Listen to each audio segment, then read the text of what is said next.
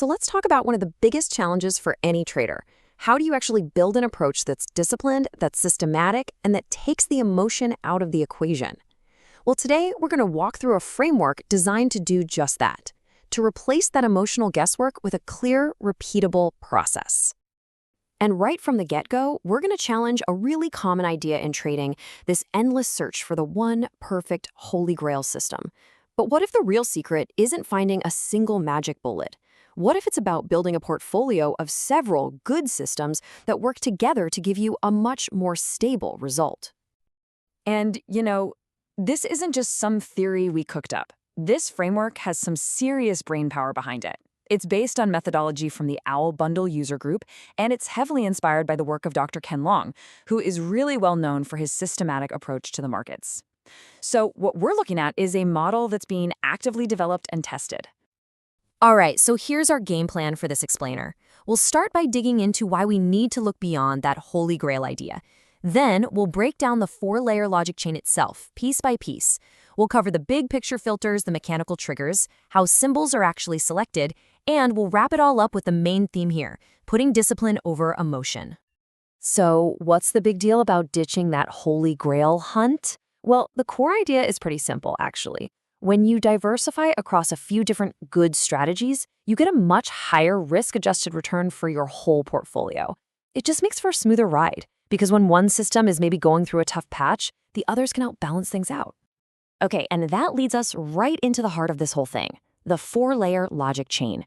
The best way to think about it is as a top-down system that makes sure the overall market, the right sector, and the specific stock are all lined up perfectly before you even think about placing a trade. And here they are, the four layers. Think of it like a waterfall. You have to flow through each level to get to the next. You can't skip a step. First, you ask, is the market even a friendly place to be right now? If the answer is yes, then you ask, okay, where should we look? Which sectors are strong? Once you know that, you ask, which of our pre-built systems should we apply?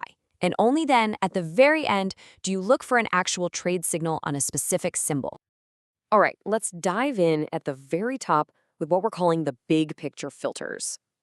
The first two layers, market and sector, they aren't about picking stocks, not at all. They're high-level gatekeepers.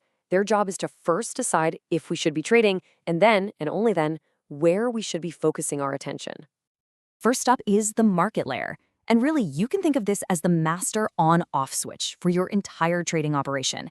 Its only job is to look at the big macro picture and decide if conditions are favorable enough to even consider putting on new trades. It's your main participation filter. And the power of this layer is just how simple it is. I mean, look at this. It boils down all that complex analysis into a 1 or a 0. A 1 means go, green light, you have permission to proceed.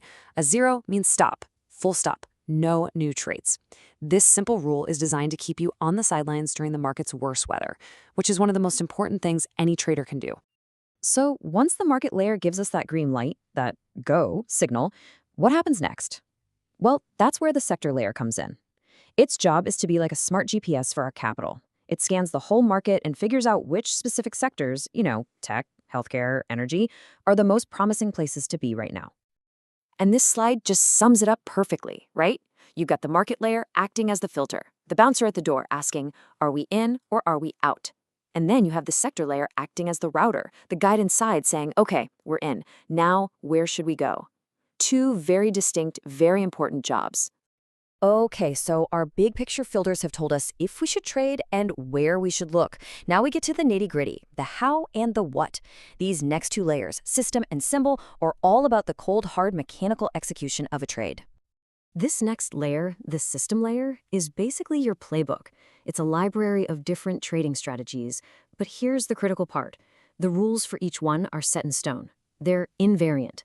That means the entry signal, the exit conditions, the risk parameters, none of it changes on a whim. It is predefined and it does not bend. And this is where it all comes together. This is the moment of truth. A trade only, and I mean only, happens right here at the symbol layer. It's the final green light in the sequence. It's when a specific symbol that we already know works with a specific system that's in a sector we've approved finally triggers its entry rule. And all of this has to happen while the main market filter is saying go. If any one of those conditions isn't met, nothing happens. It's completely mechanical. Okay, so that naturally leads to a big question, right? How in the world do you pick which symbols go with which system in the first place? Well, it's definitely not about guessing or reading headlines. It's a really rigorous, data-driven process. It all starts with data, a ton of data. We're talking about going back and running historical backtests for 16 years. 16! That's not just testing through a couple of good months. That's testing across bull markets, bear markets, sideways markets, all kinds of different environments to see what really holds up over time. And the process itself is incredibly methodical. Step 1, you run those huge 16-year backtests on hundreds and hundreds of symbols for each one of your systems. Step 2, you use some serious analytical tools like EdgeRater's multi-factor analysis to sort through all that data and pick only the top performers. And here's the key. A symbol is chosen only because the system's rules worked well on it over the long haul.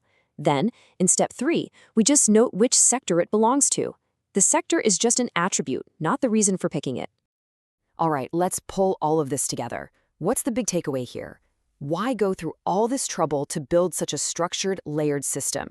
Well, it all boils down to one powerful idea: replacing our emotional impulses with a disciplined process.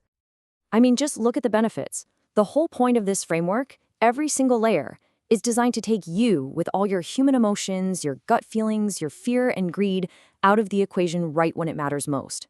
From that top-level risk filter, all the way down to the mechanical entry, the goal is to have a process that you trust, that you can repeat, and that's backed by data, not by a feeling you had this morning.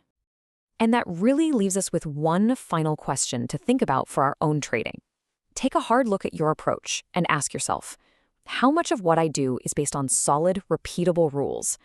And how much of it is just me reacting to the noise and the chaos of the moment?